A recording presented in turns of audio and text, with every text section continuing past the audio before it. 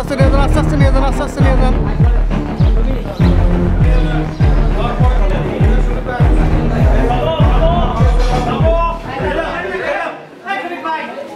শতাব্দী feeling স্টেশনে একটি দুর্ধর্ষ হত্যাকাণ্ড সংঘটিত হয়, নৃশংস হত্যাকাণ্ড বলতে গেলে।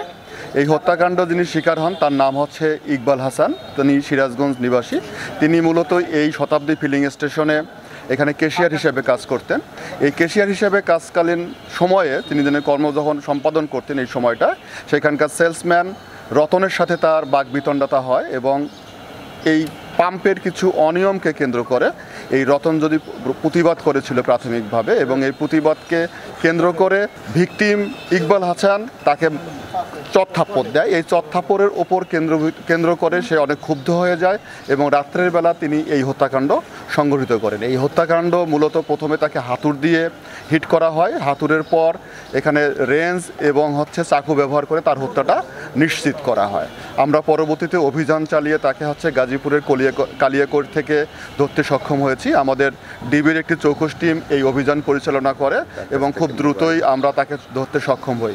এছাড়াও তার কাছ থেকে ভিকটিমের মোবাইল এবং ক্যাশ থেকে চুরি করা 36,500 টাকা আমরা উদ্ধার করতে সক্ষম হই। আটককৃত ব্যক্তির নামে অন্য কোনো মামলা আগে কখনো হয়নি, এটা আমরা নিশ্চিত হয়েছি। তো আজকে আমরা রিমান্ডের প্রেয়ার দেব, তাকে রিমান্ডে নিয়ে এসে আরও অধিকতর জিজ্ঞাসাবাদ করে আরও যদি কোনো কারণ বা অন্য কোনো সংশ্লিষ্টতা থাকে সেটা আমরা বের করে নিয়ে আসার চেষ্টা করব। হাতুড়টা আমরা উদ্ধার করতে এখন পর্যন্ত পারিনি, আমরা হাতুড়টা উদ্ধার করার চেষ্টা অব্যাহত রেখেছি।